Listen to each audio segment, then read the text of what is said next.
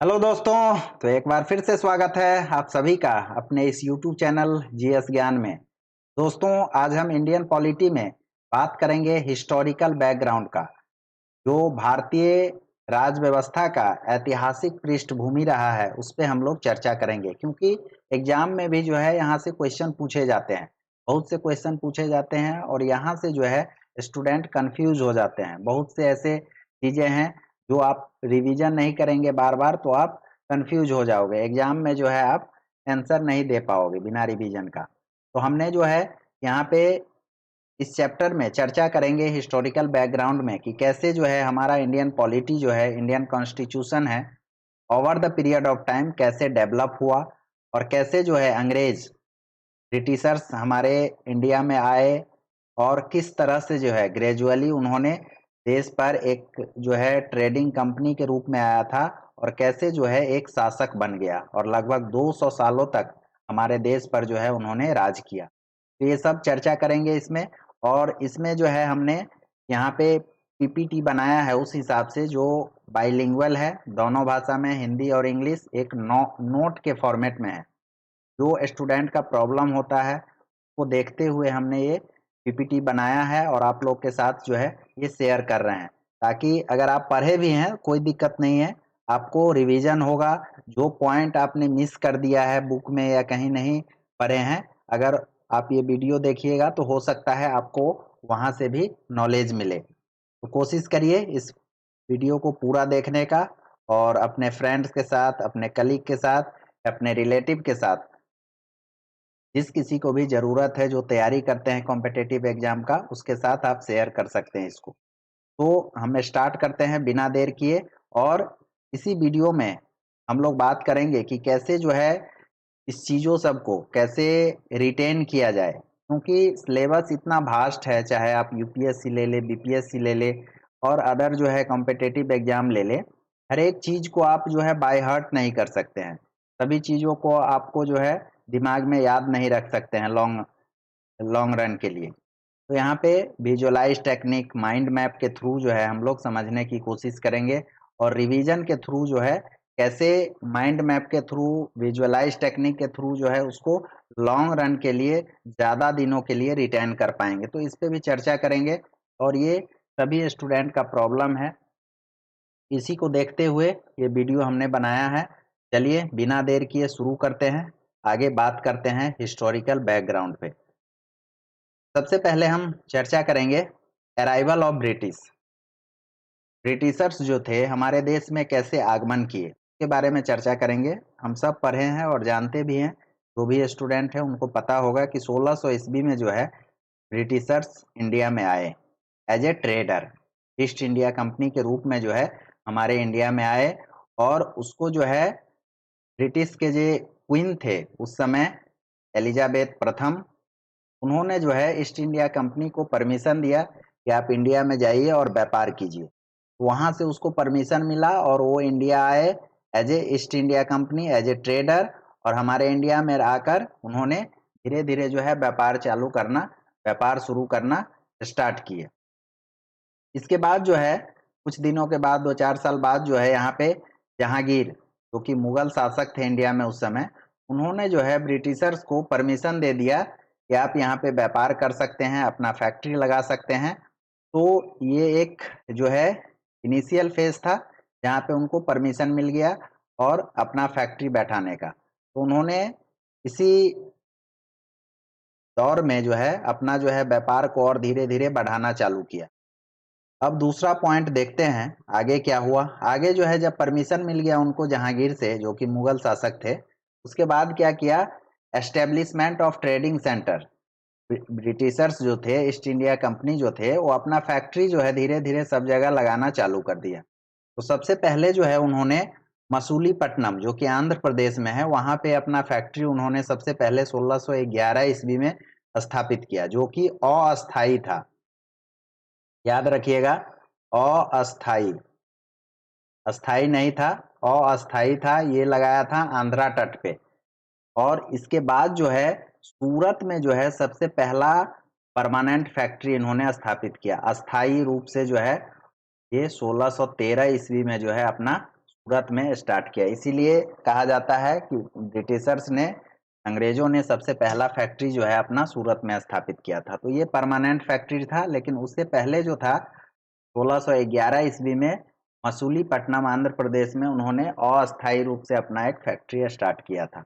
इसके बाद मद्रास, बॉम्बे, कलकत्ता सब जगह जो है अपना जो है ये वर्चस्व बढ़ाता गया और धीरे धीरे जो है इनका इन्फ्लुएंस बढ़ता गया। ये था आगे। इसके बाद देखते हैं क्या हुआ फिर आगे चलकर। आगे जो है इन्होंने जब देखा कि यहाँ के रूलर का क्या माइंडसेट है, वो किस तरह से जो है यहाँ पे ब्रिटिशर्स के साथ, ईस्ट इंडिया कंपनी के साथ डील करते हैं, तो उसका जो है इंडियन जो रूलर थे उसका वो वीक पॉइंट पकड़ना चालू किए धीरे धीरे। और उसी का परिणाम हुआ 1757 में जो है battle of Plassey. Battle of Plassey, जो प्लासी का युद्ध हुआ 1757 में, और वहां पे जो है ये हुआ ईस्ट इंडिया कंपनी और सिराज उदौला जो कि बंगाल के नवाब थे उस समय, और दोनों के बीच जो है फाइट हुआ। इसमें जो था ईस्ट इंडिया कंपनी के तरफ से, ब्रिटिशर्स के तरफ से लीड कर रहे थे यहाँ पे रॉबर्ट क्लाइव, और बंगाल के नवाब जो थे उस समय सिराज दौला। यहाँ पे क्या हुआ, कैच हुआ कि यहाँ पे जो है छल किया गया। सिराज दौला के जो कमांडर थे, जो सेनापति थे, उन्होंने ही, जो मीर जाफर थे, उन्होंने खुद ही सिराजदौला के खिलाफ जो है साजिश रचकर अंग्रेजों के साथ मिलकर उसको हराने का प्लान तैयार किया, क्योंकि वो खुद चाहते थे कि हम यहाँ पे बैठे, यहाँ का नवाब बने। तो यहाँ पे अंग्रेजों ने इसका फायदा उठाया और उसको जो है लोभ देकर, लालच देकर उसको जो है अपने पक्ष में मिला लिया, और यहाँ पे जो है वहीं से सिराजदौला का हार हो गया। तो बैटल ऑफ प्लासी में जो है बंगाल का नवाब सिराजदौला हार गए, और यहाँ से अंग्रेजों का जो है हौसला और बढ़ गया कि हम जो है यहाँ पे ट्रेडिंग के रूप में आए हैं, यहाँ हम शासन भी कर सकते हैं। तो यहीं से स्टार्टिंग हो गया, स्टार्टिंग पॉइंट है, टर्निंग पॉइंट है कि यहाँ से जो है अंग्रेजों का हौसला बढ़ा और वो एक अपने आप को जो है एक शासक के रूप में देखने लगा कि हम यहाँ पे जो है अपना वर्चस्व और बढ़ा सकते हैं, यहाँ पे मनमानी तरीके से ट्रेडिंग कर सकते हैं, यहाँ पे शासन कर सकते हैं। बैटल ऑफ प्लासी जो है फर्स्ट टर्निंग पॉइंट था। इसके आगे देखते हैं। इसके आगे जो होता है 1764 में जो है बैटल ऑफ बक्सर, जो कि बिहार में हुआ था, बक्सर का युद्ध। और वहां पे जो है यह अंग्रेजों और भारतीय शासकों के संयुक्त बलों के बीच हुआ था। संयुक्त बलों में कौन कौन था, जो कि मुगल शासक थे, शाह आलम टू, अवध के जो थे नवाब थे उस समय शुजा उद्दौला, और मीर कासिम जो कि बंगाल के नवाब थे। इन तीनों ने मिलकर अंग्रेजों के साथ लड़ाई किया बैटल ऑफ बक्सर में, और वहां भी जो है यहाँ पे अंग्रेजों की जीत हुई।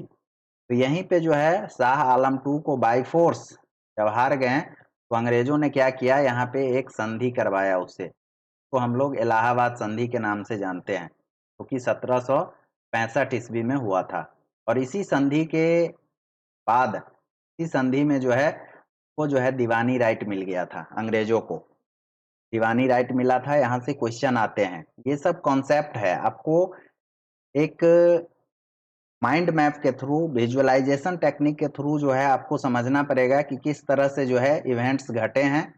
और एक चीज और याद रखिएगा, सिराज उदौला जो कि बंगाल के नवाब थे, और शुजा उदौला जो कि अवध का नवाब था। तो ये स्पेलिंग में यहाँ पे डिफरेंस है, तो ये देखिएगा, कंफ्यूज नहीं होना है, इसीलिए मैंने यहाँ पे लिख दिया है आप लोग के लिए। तो ये बैटल ऑफ बक्सर हुआ, यहाँ से एग्जाम में क्वेश्चन पूछे जाते हैं इस तरह से, इस संधि के थ्रू जो है दीवानी राइट्स मिला था। तो इलाहाबाद संधि याद रखिएगा आप लोग। तो ये बैटल ऑफ बक्सर था। इसके बाद आगे चलकर क्या हुआ देखते हैं। यहीं से जो है टर्निंग पॉइंट हुआ, और यहीं से जो है during British rule in India several key events and law establish the legal and administrative framework. मतलब यहाँ पे जो है लीगल और जो है एडमिनिस्ट्रेटिव फ्रेमवर्क का जो है धीरे धीरे जो है डेवलपमेंट होना चालू किया। This act gradually shaped how British India was ruled and eventually influence modern Indian governance. तो कैसे जो है ये इवेंट्स जो है हमारे इंडियन पॉलिटी को, इंडियन गवर्नमेंट्स को जो है इन्फ्लुएंस किया। तो ये जो है हम लोग समझेंगे कि कैसे जो है ब्रिटिश पार्लियामेंट धीरे धीरे धीरे जो है ईस्ट इंडिया कंपनी पे अपना कंट्रोल चालू कर दिया, पे जो है अपना दबाव बनाना चालू किया। और यहाँ पे पहला है कंपनी लॉ, जो कि कंपनी रूल है, और दूसरा है द क्राउन रूल। इसको दो पार्टों में डिवाइड किया गया है। तो पहला है द कंपनी रूल, जो कि 1773 से लेकर 1858 तक, जो कि शाही विद्रोह के 1857 के बाद से जो है यहाँ पे चालू हुआ। और क्राउन जो रूल था वो 1858 से लेके 1947 तक रहा। समझते हैं कंपनी रूल में कौन कौन से लॉ आए, कौन कौन से अमेंडमेंट आया, क्राउन रूल में क्या था, ये समझेंगे। तो धीरे धीरे जो है करके सबसे पहले समझते हैं कंपनी रूल में क्या हुआ। जो कंपनी रूल था 1773 का, रेगुलेटिंग एक्ट 1973 का, उसमें जो है ये पहला रूल था। ये जो है पहला जो है ब्रिटिश पार्लियामेंट के जरिए जो है पहला रेगुलेटिंग एक्ट लेके आया गया। और इसका मेन पर्पस क्या था, मेन फीचर्स क्या था, वो समझते हैं। सबसे पहला फीचर्स था, यहाँ से फीचर्स के रिगार्डिंग जो है क्वेश्चन पूछे जाते हैं। कौन कौन से फीचर्स थे रेगुलेटिंग एक्ट के, तो 5-6 फीचर्स है, उसको आपको ध्यान में रखना है। सबसे पहला जो था, बंगाल ऑफ, जो गवर्नर ऑफ बंगाल था उसको डेजिग्नेटेड किया गया गवर्नर जनरल ऑफ बंगाल। मतलब पहले था गवर्नर ऑफ बंगाल, उसको गवर्नर जनरल ऑफ बंगाल का जो है डेजिग्नेशन दिया गया। बंगाल के गवर्नर को गवर्नर जनरल बनाया गया और इसे बम्बई और मद्रास पर नियंत्रण दिया गया। तो बम्बई और मद्रास का जो था गवर्नर, उसको सबऑर्डिनेट बनाया गया। तो ये याद रखिएगा। और भारत का जो बंगाल का जो पहला गवर्नर जनरल था वो था वारेन हेस्टिंग, ये याद रखना है। दूसरा जो फीचर था इसका, a council of 4 members was created to assist the governor. Council of जो है 4 मेंबर्स का काउंसिल बनाया गया गवर्नर जनरल की सहायता के लिए, जिसमें 4 सदस्य थे। और उसका जो निर्णय होता था वो बहुमत के आधार पर होता था। तो ये दूसरा फीचर है। पहला क्या है, गवर्नर ऑफ बंगाल को गवर्नर जनरल ऑफ बंगाल बनाया गया। और बम्बई और मद्रास का जो प्रेसिडेंसी था उसका जो गवर्नर था उसको सब ऑर्डिनेट बनाया गया बंगाल के गवर्नर को। बंगाल के गवर्नर जनरल था उसके अधीन रखा गया। फर्स्ट जो गवर्नर जनरल था वो कौन था, वारेन हेस्टिंग्स। के बाद जो है फीचर्स, उसमें एक काउंसिल का गठन किया गया जिसमें 4 मेंबर थे, वो असिस्ट करेगा गवर्नर जनरल को। ये था दूसरा फीचर्स। तीसरा क्या कहता है, देखिए तीसरा क्या कहता है, सुप्रीम कोर्ट का गठन किया गया 1774 में जो है सुप्रीम कोर्ट का गठन किया गया कलकत्ता में, ताकि जो है न्याय दिया जा सके। इसमें जो है company servant were prohibited from the accepting bribes and private gifts. चौथा जो फीचर था उस रूल का, रेगुलेटिंग एक्ट का, वो क्या था, कंपनी का जो भी सर्वेंट था, जो भी कंपनी में एम्प्लॉयर थे, उनको जो है प्राइवेट ट्रेडिंग और ब्राइब लेने से या किसी तरह का गिफ्ट लेने से जो है रोका गया, उस पर दबाव दिया गया। तो ये था चौथा। पांचवा क्या कहता है, तो court of director has had to report all important matters, जैसे civil, revenue, military, to the British government. Court of director जो था ईस्ट इंडिया कंपनी का, उसको जो है ब्रिटिश पार्लियामेंट के थ्रू, इस रेगुलेटिंग एक्ट के थ्रू ये बताया गया कि आपको जो है ब्रिटिश गवर्नमेंट को बताना है कि रेवेन्यू, सिविल और मिलिट्री जानकारी देनी है ब्रिटिश सरकार को। ये मतलब 5 जो है मेन फीचर्स इस रेगुलेटिंग एक्ट के थ्रू लाया गया। इसका कंक्लूजन ये लगता है कि निकलता है कि रेगुलेटिंग एक्ट जो 1773 का था वो फर्स्ट स्टेप था toward the parliamentary control over the India and led the foundation of centralised administration. ये याद रखना है, सेंट्रलाइज्ड जो है एडमिनिस्ट्रेशन का यहाँ पे कॉन्सेप्ट लाया गया। ब्रिटिश जो पार्लियामेंट था वो कंट्रोल कर रहा था अब ईस्ट इंडिया कंपनी। 1773 का यह अधिनियम भारत में ब्रिटिश संसद के नियंत्रण की शुरुआत था और इससे केंद्रीकृत प्रशासन का नींव रखा गया। मतलब जो ईस्ट इंडिया कंपनी का मनमानी था उस पे जो है रोक लगाने की कोशिश की गई इस रेगुलेटिंग एक्ट के जरिए। यही इसका मेन कंक्लूजन है। अब देखते हैं आगे। आगे जो है इसी जो है रेगुलेटिंग एक्ट 1773 में कुछ जो चीजें थी वो था क्या, में कुछ गड़बड़ था या कुछ मतलब जो पूरी तरह से कवर नहीं कर पाया था, उसको जो है एक अमेंडिंग एक्ट जो है 1781 में 1781 में लाया गया, जिसको हम लोग एक्ट ऑफ सेटलमेंट के नाम से भी जानते हैं। यहाँ से भी एग्जाम में जो है प्रिलिमिनरी एग्जाम में आपको क्वेश्चन पूछा जाता है कि एक्ट ऑफ सेटलमेंट किसे कहते हैं। तो ये अमेंडिंग एक्ट था 1781 का, जो कि रेगुलेटिंग एक्ट का ही पार्ट था, उसको अमेंडमेंट किया गया था। और उस अमेंडमेंट में मेन फीचर्स क्या था, जो सुप्रीम कोर्ट का जो जुरिस्डिक्शन था उसको जो लिमिट किया गया, जो सुप्रीम कोर्ट को जो है एक लिमिट किया गया। क्या कहा गया, the supreme court of Calcutta could not interfere in revenue matters. मतलब जो भी रेवेन्यू का मामला होता था उसमें वो इंटरफेयर नहीं करेगा, ये बताया गया इस अमेंडमेंट के थ्रू।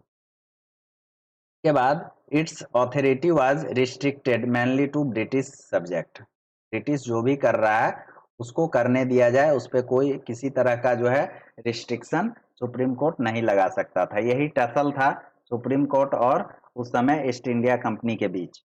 यहाँ पे दूसरा जो मेन फीचर था वो क्या था, प्रोटेक्शन ऑफ इंडियन ऑफिशियल्स। मतलब जो कंपनी में काम करते थे इंडियन ऑफिशियल जो भी थे, तो अगर वो कंपनी के काम के लिए अगर ऑफिशियल वर्क के लिए कोई काम कर रहे हैं तो उस पर सुप्रीम कोर्ट का कोई जो है दबदबा नहीं था, ये यहाँ पे कहा गया है।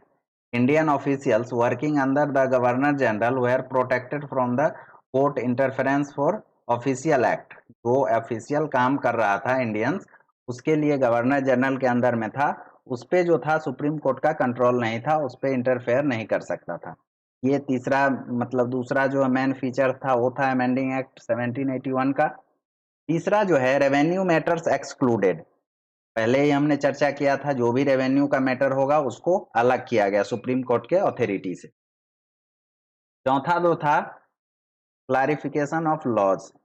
जो लॉज थे, जो इंडिया में जो लॉ चल रहे थे पर्सनल लॉ, जैसे हिंदू एक्ट हो गया, मुस्लिम एक्ट हो गया, तो ये एक्ट में जो है इंटरफेयर करने की बात नहीं की गई थी। सुप्रीम कोर्ट जो है इस मैटर में इंटरफेयर नहीं कर सकता था, क्योंकि ये पर्सनल लॉ था और यहाँ पे जो है एक तरह का क्या कॉम्युनल जो है यहाँ पे ये हो सकता था, राइट हो सकता था, या किसी तरह का जो है अंग्रेज जानते थे कि यहाँ के जो पर्सनल लॉ है उसको इंटरफेयर नहीं करना है। इंडियन को शांत भी रखना है, यहाँ शासन भी करना है, दमन भी करना है, और लोगों को लगना भी नहीं चाहिए कि दमन कर रहा है। तो इस तरह का जो है अंग्रेजों का एक थॉट था और उसी थॉट पे वो लोग काम कर रहे थे। धीरे धीरे जो है लॉ बनाकर किस तरह से जो है over the period of time इसको मैनेज किया गया। पांचवा जो मेन फीचर था अमेंडिंग एक्ट 1781 का वो था गवर्नर जनरल एंड काउंसिल जो है स्ट्रेंथन। गवर्नर जनरल को और काउंसिल को जो है उसको स्ट्रेंथ किया गया, उसको जो है their authority was made clear and less subject to judicial interference. मतलब जुडिशियल इंटरफेरेंस से जो है बहुत कम ऐसे सब्जेक्ट थे जहाँ पे जुडिशियरी का इन सुप्रीम कोर्ट का इंटरफेरेंस था। बाकी जो था मैन हैंडल वही लोग करते थे, उसी को स्ट्रेंथ किया गया गवर्नर जनरल को और उसके काउंसिल को।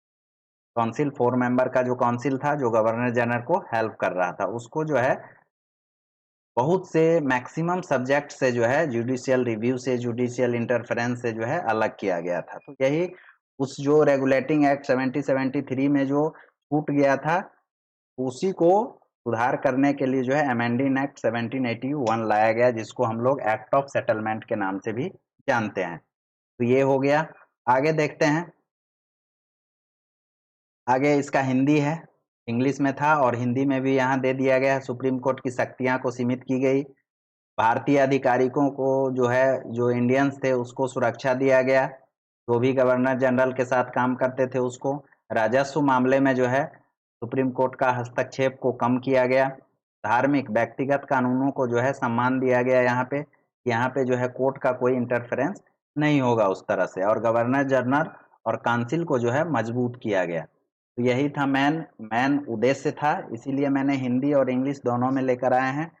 का पीडीएफ चाहिए आप लोग को तो मेरे टेलीग्राम चैनल पे जाइए, के वीडियो के डिस्क्रिप्शन में दिया गया है लिंक, उस पे क्लिक करके ज्वाइन करिए और वहाँ से आप पीडीएफ डाउनलोड कर सकते हैं, एक नोट फॉर्मेट में आपको हेल्प मिलेगा। तो ये था इन शॉर्ट अगर कहें तो the amending act of 1781 clarify power and reduce conflict between the supreme court and the governor general.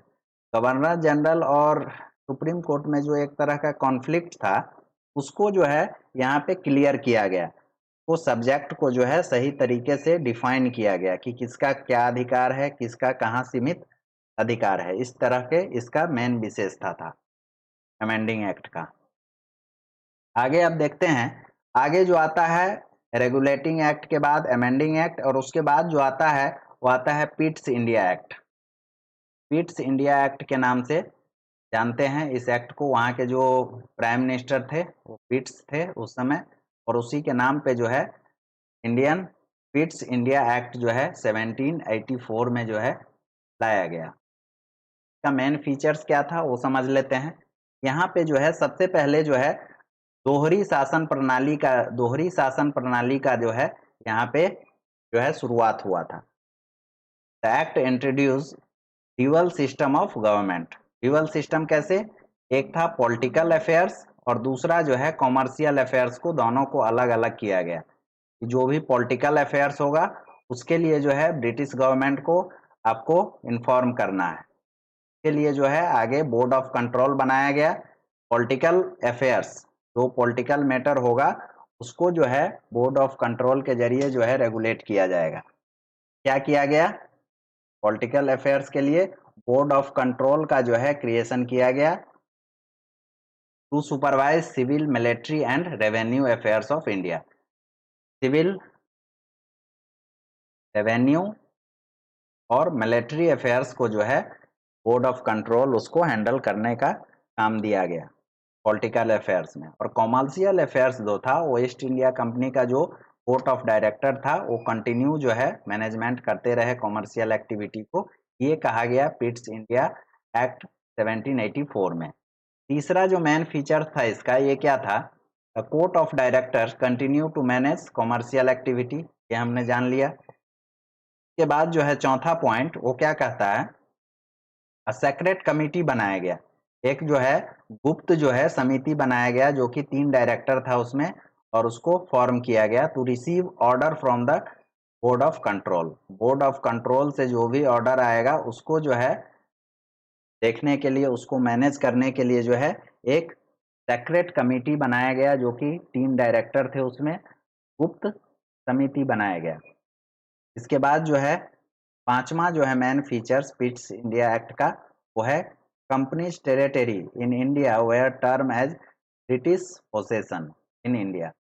मतलब फर्स्ट टाइम जो है कंपनी का जो भी टेरिटरी था, जो भी एरिया था, जो भी क्षेत्र था उसको जो है ब्रिटिश का जो है एरिया घोषित किया गया, ब्रिटिश को एरिया माना गया। देखते हैं इसका हिंदी भी देखते हैं, हिंदी में भी हमने यहाँ पे दिया है। सबसे पहला है मेन फीचर्स जो है पिट्स इंडिया का वो क्या है, दोहरी शासन प्रणाली लाया, राजनीतिक कार्य और वाणिज्यिक कार्य को अलग किया गया। राजनीतिक कार्य के लिए नियंत्रण बोर्ड बनाया गया और बोर्ड ऑफ डायरेक्टर को जो है ईस्ट इंडिया कंपनी का था उसको कॉमर्शियल या वाणिज्यिक कार्य के लिए को जो है कार्य करने के लिए जारी रखा गया। इसके बाद है नियंत्रण बोर्ड से आदेश प्राप्त करने के लिए 3 निदेशकों का एक गुप्त समिति का गठन किया गया। मीन्स हमने देखा है इंग्लिश में एक सेक्रेट जो है कमिटी का गठन किया गया, 3 डायरेक्टर का बोर्ड था वो। इसके बाद जो है भारत में कंपनी के क्षेत्रों को भारत में ब्रिटिश कब्जे वाले क्षेत्र कहा जाता था, ब्रिटिश पोजीशन जो है वो कहा जाने लगा पिट्स इंडिया एक्ट 1784 के जरिए। बताया गया कि ये रूल है, ये रेगुलेशन है। तो ये मेन फीचर था, इसको जो है आप लोग को दिमाग में रखना है, हमेशा जो है रिवीजन करते रहिए, आपको तभी आपको रिटेन कर पाएंगे आप एग्जाम में, नहीं तो क्या होगा कंफ्यूजन पैदा हो जाएगा। यहाँ पे पूछ देगा आपको दोहरी जो है ड्यूअल सिस्टम ऑफ गवर्नमेंट कौन से एक्ट के थ्रू लाया गया, आपको दे देगा 4 ऑप्शन, आप रिवीजन नहीं किए रहोगे तो आप कंफ्यूज हो जाओगे। है सिंपल क्वेश्चन, लेकिन बिना रिवीजन का आप कंफ्यूजन हो जाएगा आपको एग्जाम में। तो इसीलिए जो है धीरे धीरे माइंड मैप के थ्रू, विजुअलाइजेशन टेक्निक के थ्रू आपको दिमाग में रखना है कि मेन जो पॉइंट है, 5 पॉइंट है, वो क्या क्या हुआ था पिट्स इंडिया एक्ट में। दोहरी शासन प्रणाली हुआ था, इसके बाद भारत के जो है प्रशासन को हैंडल करने के लिए जो राजनीतिक कार्य था उसके लिए जो है बोर्ड ऑफ कंट्रोल मतलब नियंत्रण बोर्ड का गठन किया गया था। कोर्ट ऑफ डायरेक्टर को जो था वो जिम्मा दिया गया कि आप कॉमर्शियल काम देखिए, देखते रहिए, कोई दिक्कत नहीं है, बाकी पॉलिटिकल जो वर्क होगा वो बोर्ड ऑफ कंट्रोल देखेगा। बोर्ड ऑफ कंट्रोल का आदेश को जो है आदेश जो आएगा उसको प्राप्त करने के लिए 3 निदेशकों का एक गुप्त समिति बनाया गया, गठन किया गया।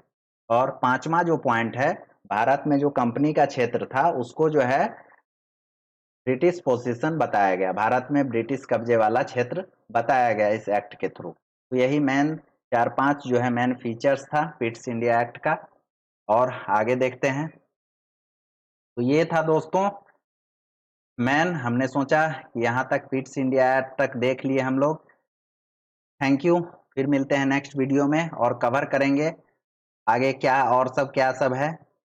पिट्स इंडिया एक्ट के बाद जो है यहाँ पे इस तरह का जो है चार्टर एक्ट आएगा। फिर पिट्स इंडिया में भी एक अमेंडमेंट आया था, उसको भी चर्चा करेंगे आगे नेक्स्ट वीडियो में। इसके बाद हम लोग चार्टर एक्ट में जाएंगे और चार्टर एक्ट में समझेंगे कि किस तरह से जो है, तो 1 से 2 वीडियो और में उस पूरा चैप्टर को हम लोग हिस्टोरिकल बैकग्राउंड को ख़त्म करेंगे।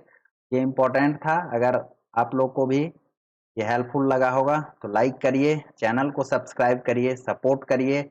मेहनत लगता है वीडियो बनाने में, ये पीपीटी बनाने में, तो आप लोग के सहयोग से ही ये चलता है, हम बोल पाते हैं। तो आप लोग सहयोग करिए, लाइक करिए, सब्सक्राइब करिए और कमेंट जरूर करिएगा। अगर कोई खामियां रह गई हो, अगर कुछ सजेशन देना चाहते हैं तो आप लोग कमेंट करके लिख सकते हैं कि सर ये कर सकते हैं, ये गलतियां है, तो उस पर हम लोग सुधार करेंगे और आगे वीडियो में इम्प्लीमेंटेशन करने का काम करेंगे।